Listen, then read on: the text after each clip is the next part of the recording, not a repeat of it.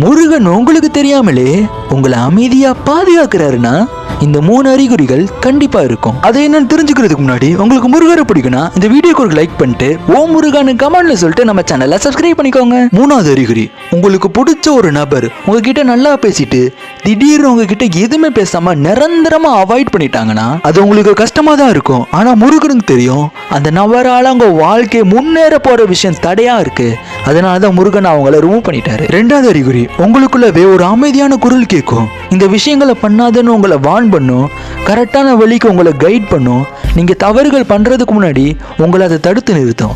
அது வேற யாரும் இல்ல, உங்களுக்குள்ள இருந்து பேசுற முருகனோட குரல் தான். முதல் அறிகுறி, யாராவது ஒரு நபர் உங்களுக்கு சரியான நேரத்துல வந்து உதவி பண்ணுவாங்க. நீங்க தாழ்ந்து இருக்கிற சூழ்நிலையில அவங்க வந்து உங்களை தூக்கி விடுவாங்க, உங்களுக்கு அட்வைஸ் பண்ணுவாங்க, சப்போர்ட் பண்ணுவாங்க. அந்த நபர் வேற யாரும் இல்ல, முருகனால அனுப்பப்பட்ட உங்களோட நண்பன் தான். உங்களுக்கு இந்த 3 அறிகுறியில எந்த அறிகுறி இருக்குன்னு சொல்லுங்க. அப்படியே இந்த வீடியோக்கு ஒரு லைக் பண்ணிட்டு ஷேர் பண்ணிருங்க.